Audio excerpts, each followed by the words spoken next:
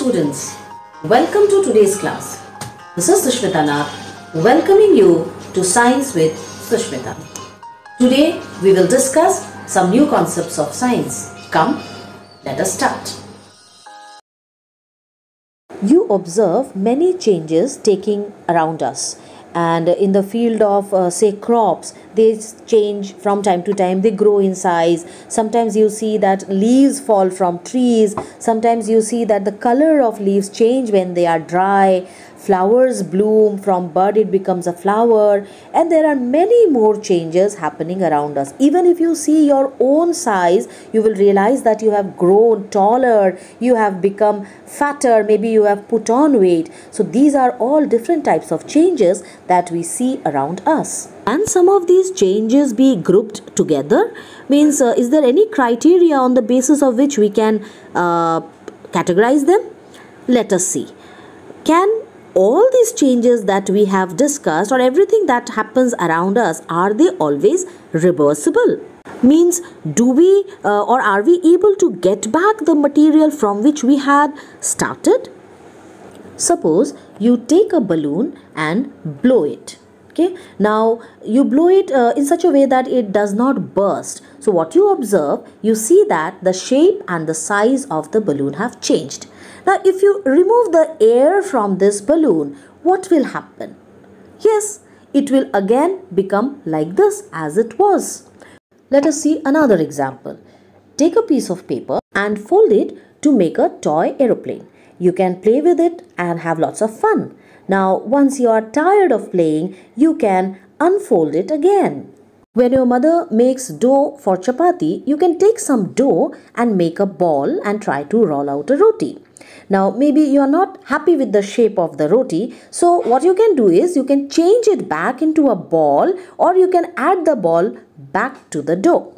Now, think about all the three activities we have discussed just now. Activity 1, 2 and 3.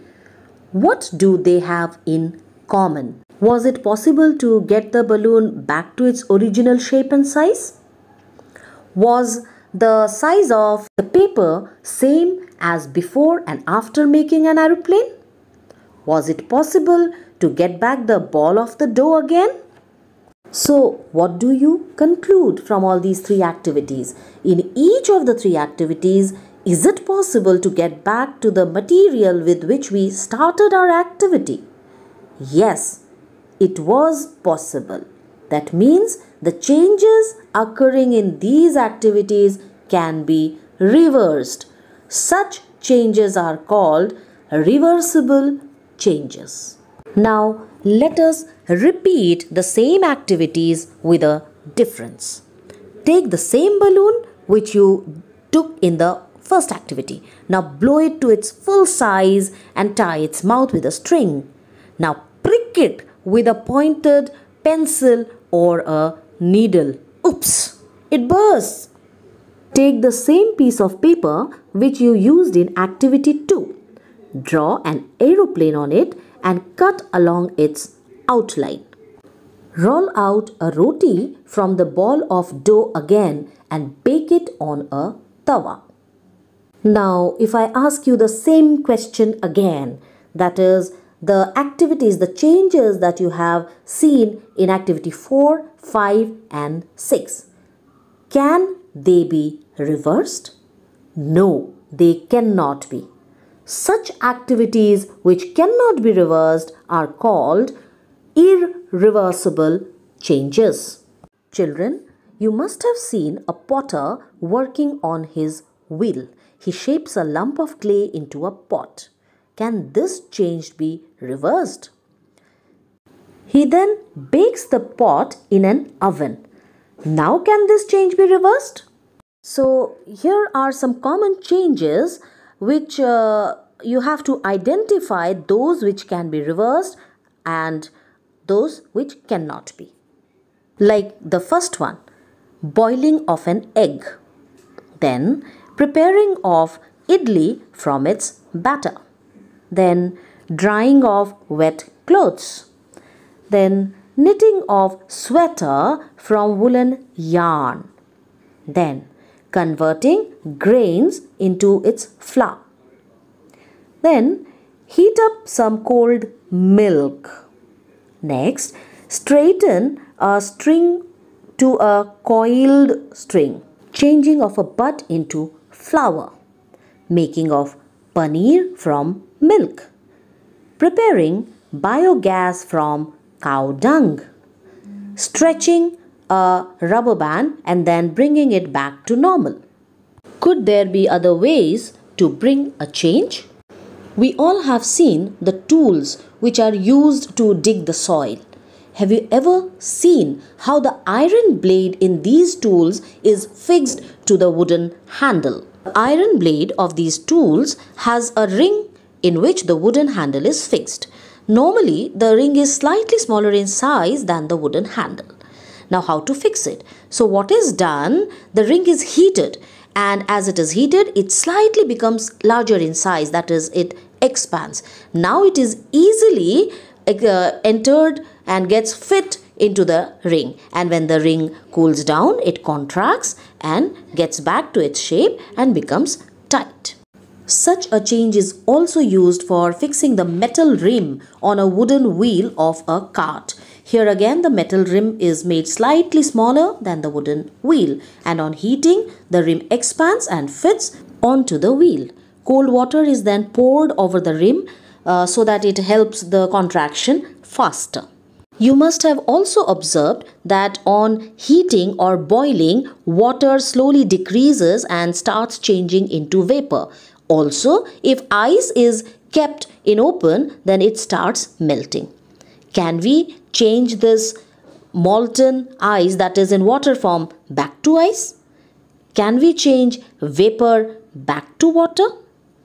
I'm sure you can answer these questions and also identify this type of change. Now, Bujo has a question here.